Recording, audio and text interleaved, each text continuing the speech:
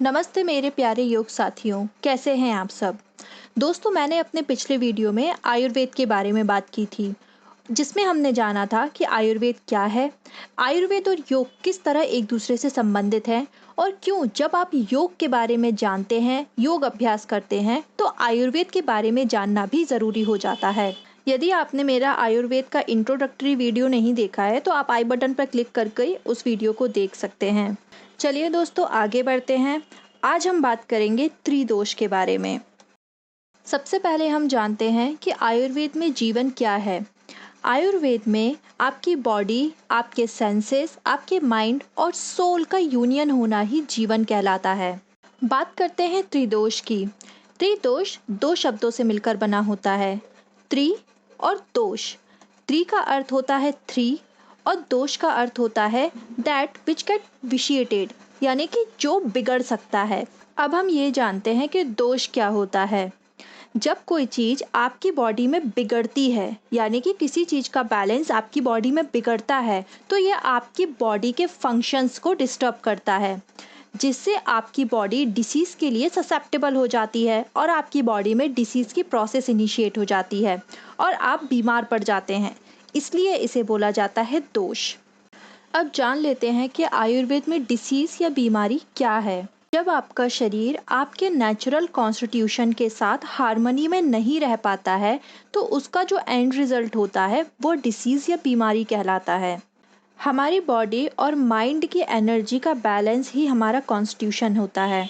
हमारी बॉडी के नेचर और उसके कॉन्स्टिट्यूशन के बारे में जानना ही साइंस ऑफ त्रिदोष या त्रिदोष का विज्ञान कहलाता है। त्रिदोष तीन फंडामेंटल एनर्जीज और प्रिंसिपल के बारे में हमें बताता है, जो हमारे शरीर में फिजिकल और इमोशनल लेवल पर फंक्शंस को कंट्रोल करते हैं। ये तीन एनर्जीज हैं, वात, पित्त और कफ। ये वात, पित्त और कफ एनर्जी या दोष कुछ एलिमेंट्स के कॉम्बिनेशन से बनते हैं। ये एलिमेंट्स पंचमहाभूत होते हैं। इनके बारे में मैंने अपने प्रीवियस वीडियो में बताया हुआ है। यदि आपने मेरा वो वीडियो नहीं देखा है तो आई बटन पर क्लिक करके आप वो वीडियो देख सकते हैं। अब हम जानते हैं कि किन एलिमेंट्स के कॉम्बिनेशन से कौन सा दोष बनता है। जब हमारा स्पेस और एयर एलिमेंट कंबाइन होता है या मिलता है तो वात दोष बनता है। सिमिलरली, जब फायर और वाटर एलिमेंट कंबाइन होता है या मिलता है तो पित्त दोष बनता है। ठीक इसी तरह वाटर और अर्थ एलिमेंट के मिलने से कफ दोष बनता है।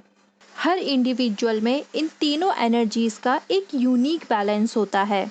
जहाँ कुछ लोगों में एक एनर्जी प्रीडोमिनेंट या ज़्यादा मिल सकती है, वहीं दूसरे लोगों में हमें एनर्जीज़ का मिक्सचर भी देखने को मिलता है, यानी कि दो या दो से ज़्यादा एनर्जीज़ का कॉम्बिनेशन भी मिल सकता है। जब ये तीनों एनर्जीज़ इक्विलिब्रियम में होती हैं, तो ये आपके बॉडी और माइंड की सारी एक्टिविटीज़ और प्रोसेस को बहुत अच्छे से परफॉर्म करती हैं और कंट्रोल करती हैं। तो अल्टीमेटली ये आपकी हेल्थ को मेंटेन करती हैं।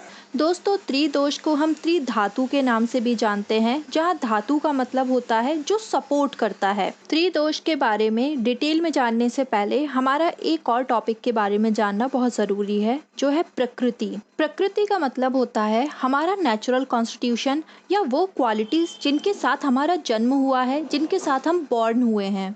आयुर्वेद में हेल्थ को मेंटेन करने का कोई जनरलाइज्ड क्राइटेरिया नहीं होता है। आयुर्वेद के हिसाब से इंडिविजुअलिटी बहुत इम्पॉर्टेंट होती है, क्योंकि हर किसी का अपना एक नेचुरल कॉन्स्टिट्यूशन होता है। प्रकृति दो शब्दों से मिलकर बना है, प्रा और कृति। प्रा का मतलब होता है बिगनिंग या सोर्स और कृति का मतलब होता है क्रिएशन या टू डू।